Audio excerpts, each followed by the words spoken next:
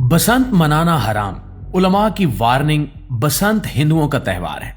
पतंगबाजी के बारे में इस्लामी रिवायात क्या कहती हैं? नाज़रीन, तारीखी एतबार से देखा जाए तो बसंत एक कदीम मौसमी त्योहार है जो बहार की आमद पर मनाया जाता है। इसकी जड़ें बरसगीर की हिंदू तहजीब में मिलती हैं। लफ्ज बसंत संस्कृत जुबान के लफ्ज बसंत से निकला है, जिसका मतलब बहार का मौसम है। कदीम भारत में यह त्योहार फसलों के पकने, सरसों के खेतों के खुलने और सर्दी के खात्मे की खुशी में मनाया जाता था। इस मौके पर पीला रंग इस्तेमाल किया जाता, पीले कपड़े पहने जाते और देवी देवताओं और खसूसन सरस्वती देवी की पूजा की जाती थी। बसंत पंचमी के दिन को हिंदू मजहब में खास अहमियत हासिल है और इसे मजहबी रस्म के तौर पर मनाया जाता है, इसलिए इसका भारत से गहरा ताल्लुक है। तारीखी तौर पर जब मुसलमान बरसगीर में आए तो मकामी सकाफत के कई रंग मुस्लिम मुआशरे में भी शामिल होते गए।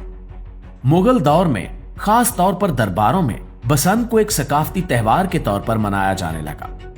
बादशाह जर्द लिबास पहनते, जर्द दरबार सजता और पतंगबाजी की जाती। यही वो दौर था जब बसंत मजहबी त्योहार से निकलकर एक समाजी और तफरीह सरगर्मी की शक्ल इख्तियार करने लगी। लेकिन इसकी असल बुनियाद और शनाख्त बहरहाल हिंदू मजहब और भारतीय सकाफत से ही जुड़ी रही। दोस्तों, बसंत का सबसे नुमाया पहलू पतंगबाजी है, जो वक्त के साथ खतरनाक शक्ल इख्तियार कर गई। केमिकल डोर, धाती तारें और गैर जिम्मेदाराना रवैये ने इस तफरीह को जानलेवा बना दिया।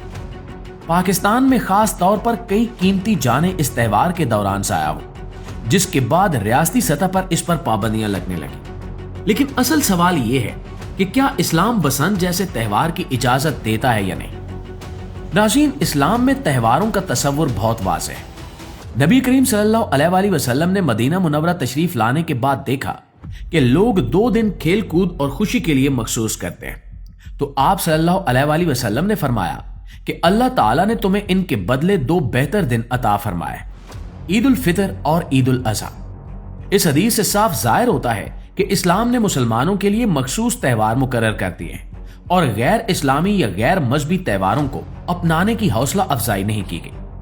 अब बसंत चूंकि एक गैर मुस्लिम मजहबी त्योहार से जुड़ी हुई है, इसलिए अक्सर उलमा के नजदीक इसमें शिरकत करना, इसको मनाना या इसको फरोग देना दुरुस्त या जायज नहीं है। खास तौर पर जब इस त्योहार के साथ बेहयाई, फजूल खर्ची, मौसीकी, मखलूत महफिलें और जानी नुकसान जैसे मसाइल भी जुड़े हों, तो इसकी ममानियत और भी वाज़ेह हो जाती है। इस्लाम ऐसे हर अमल से रोकता है जिसमें जान का ज़या हो, दूसरों को तकलीफ पहुंचे या अखलाकी बिगाड़ पैदा हो। कुछ लोग ये दलील देते हैं कि आज बसंत सिर्फ एक सकाफती या मौसमी त्योहार रह गया है, इसका मजहब से कोई ताल्लुक नहीं है।